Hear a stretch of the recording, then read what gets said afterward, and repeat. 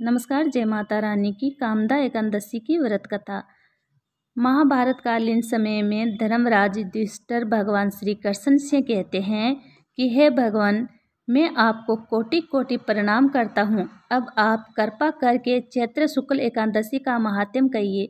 भगवान श्री कृष्ण युधिष्ठिर से कहते हैं कि हे धर्मराज, ये प्रश्न एक समय राजा दिलीप ने गुरु वशिष्ठ से भी पूछा था और जो समाधान गुरु वशिष्ठ ने कहा वो मैं आपसे कहता हूँ।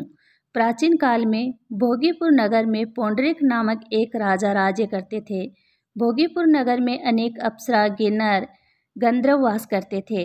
राजा पौंडरिक का दरबार गिंधरों व गंधर्व से भरा रहता था, जो गायन और वंदना में निपुण और योग्य थे। वहाँ नित्य ही गंधर्व और गिंधरों का गायन हुआ करता था।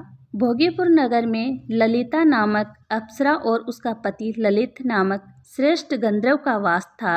दोनों के बीच अटूट प्रेम और आकर्षण था। वे सदा एक दूसरे का ही स्मरण किया करते थे। एक दिन गंधर्व ललित दरबार में गायन कर रहा था कि अचानक उसे अपनी पत्नी ललिता की याद आ गई। इसे उसका स्वर बिगड़ने लगे। इस कुट्टी को कर्कट नामक नाग ने जान लिया और ये बात राजा पौंडरिक को बता दी। राजा को गंधर्व ललित पर बड़ा क्रोध आया। राजा पौंडरिक ने गंधर्व ललित को राक्षस होने का श्राप दे दिया। ललित सहस्त्रों वर्ष तक राक्षस योनि में घूमता रहा। उसकी पत्नी भी उसी का अनुसरण करती रही।